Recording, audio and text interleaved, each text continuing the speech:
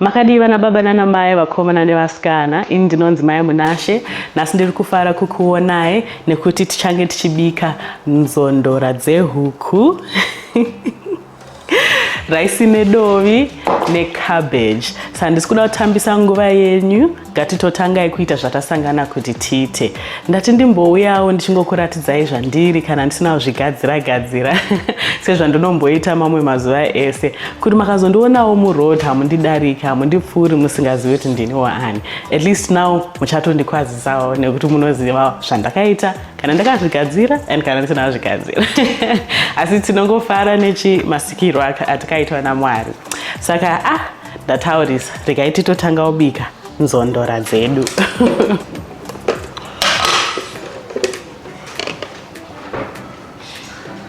Semazuva ose tichatanga nekusuka vegetables edu.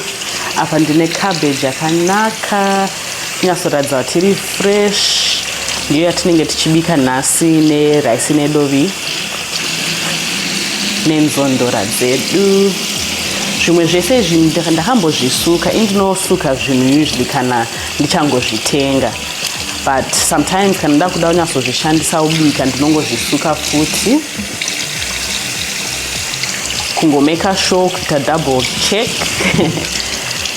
Tine macarrots,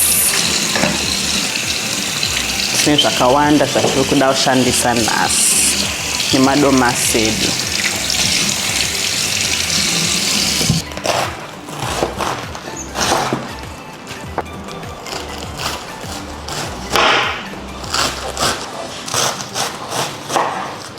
Cabbage yedu kuratidza kuti yakanaka, iri fresh, iri crunchy, ine juice.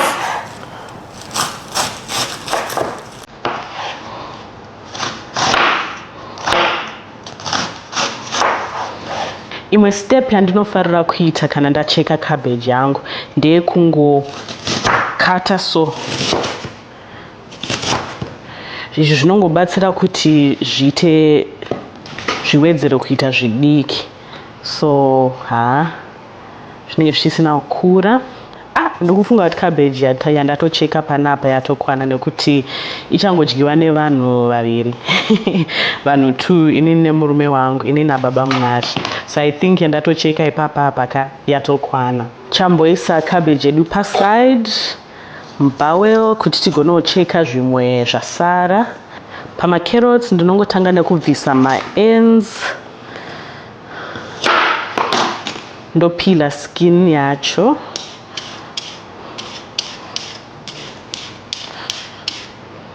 Right. Ndongorasa zvinhu zvacho zvangabvisa. Saka pamacarrots edu nhasi tiri kuda kucheka zvinhu 2 or design. Tiri kuda kucheka zvakasiyana. Mamwe tiri kuda kuaita zvitanda, so zvima carrot sticks like. So akadai ndiwo atichasanganisa necabbage yedu, because tiri kungoda kuti zvifanane nemachekero ataita cabbage.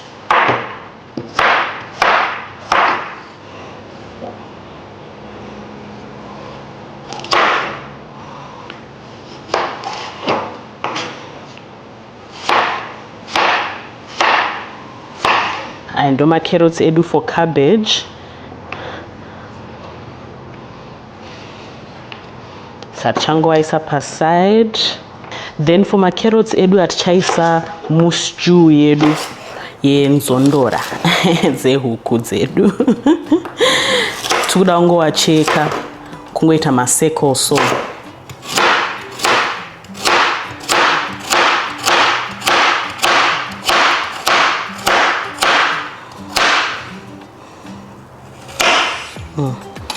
Tongowaisawo mubhawel, wachengeta paside. Tichada futi kucheka peppers. Saka ndine red pepper pano ne yellow pepper futi.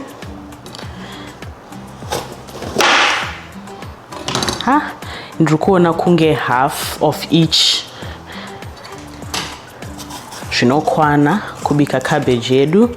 Mapeppers aya tinenge tichivamixa necabbage. Saka ndiri kuona kunge takangotora half yeyellow nehalf yered zvinobva zvatokwana. So unongoda wacleana mukati chingoburitsa izvi zviri mukati. Apapa ndiri kungowasuka kuti achene mukati, chingoburitsa zvimaseeds zvese, modzi yese yanga ingoriwo mukati imomo. Kana tadaro tongotanga ngowacheka kuita zvitanda, so mastrips.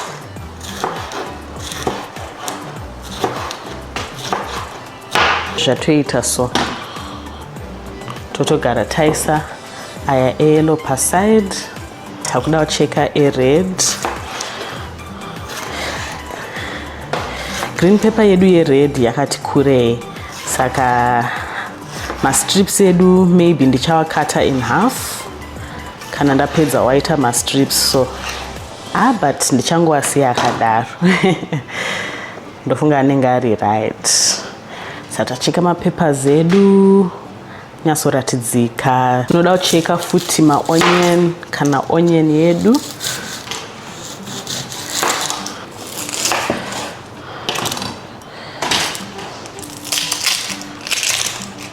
Onion iyoyi tinenge tichiishandisa mustew yedu.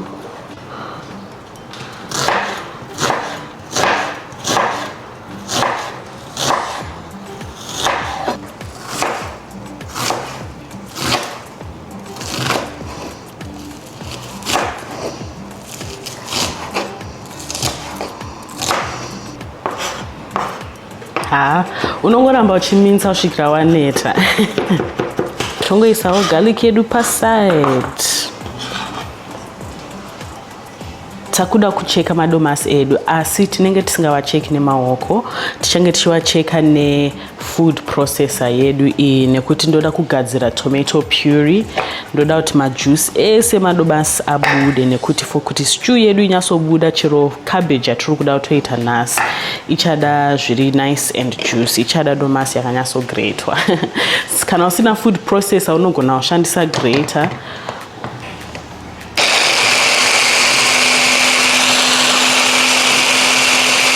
And aya ndo mapiece emadomasi asara aya 2. Tangoita 2 iwayo.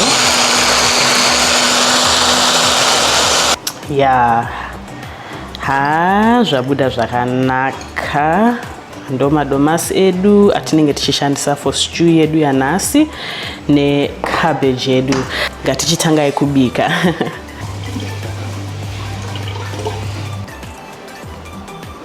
Muri kuona kuti nzondora dzedu dzakatocleanwa, dzakachena.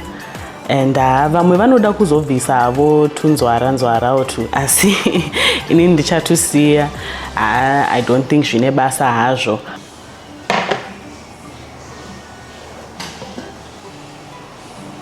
Chekutanga ndichangoisa maonion angu kusvikira abikika zvakanaka aita soft.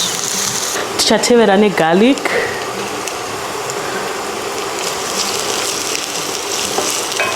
Madomasi edu manje kuisa half.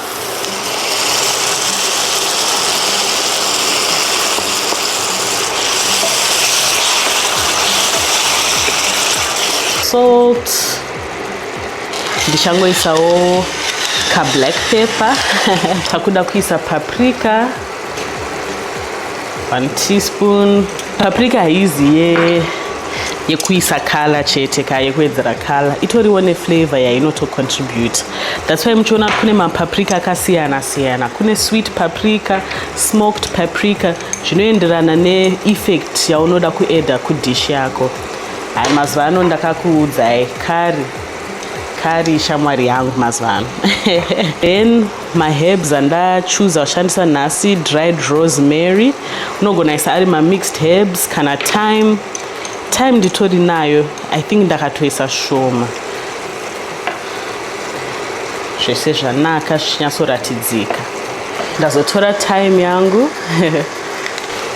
nazvatodaro zvatokwana. Takuda kuisa nzondora dzedu.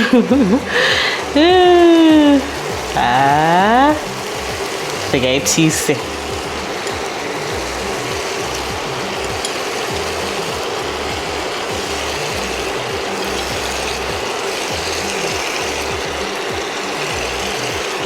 Yeah. Tongova mixa imomo. Svikira vharwa nema-onion, nemadomasi, nema-flavors edu ese iwawo. Kana zvadaro tichawavhara. Tongovasiya for 2 to 3 minutes kuti ambobikika zvakangodaro. Because ma-stock pot akasiyana manje nema-stock cube. Ma-stock pot anotoshandisa natural flavor, natural stock. Hana ma-artificial flavor.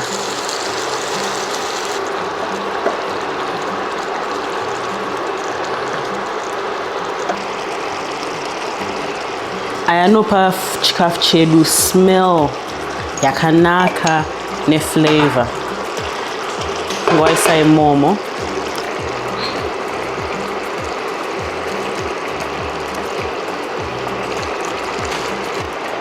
Tozisiya kuti chiboile on low heat for, let's just say, 15 to 25 minutes. Takuda kubika rice yedu ine dovi. Sandatosuka rice yangu yakatochena ndakaisa mupoto. Ndakuda kuisa mvura inopisa. Edzera netu salt ne oil.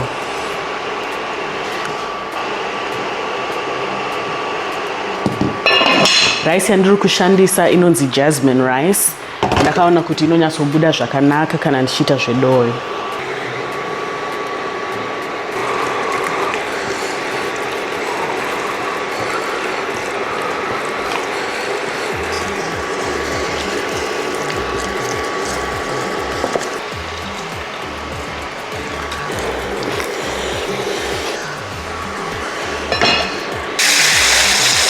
Rice yedu ichimbobika, tichada kubika cabbage redu.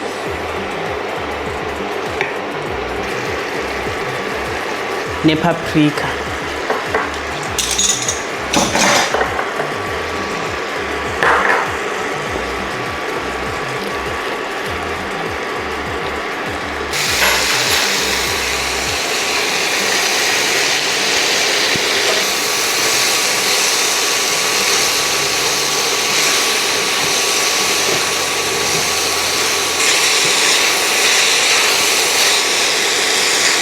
Nobva tatoisa ma-carrots.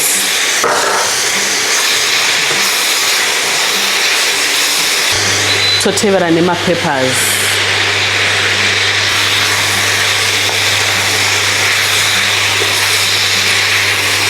Zvinobikwa se-stir fry. Handi tinoziva stir fry. Tese tinoziva stir fry ka. Stir fry inobikwa fast on medium to high heat. Nekuti hatidi kuti ma-vegetables edu aibvise. Tinoda kuti arambe ane ka-crunchiness.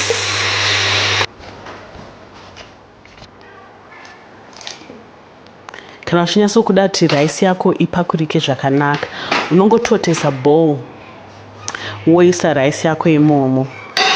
Wonyatsokuimolda imomo woisa chikafu chako. Cabbage yedu iri kunyatsoratidzika.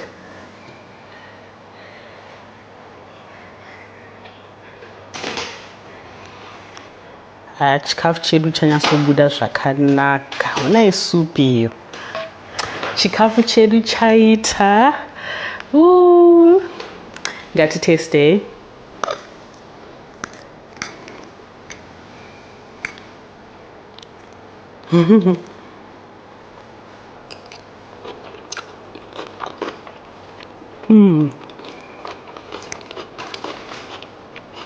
Wow.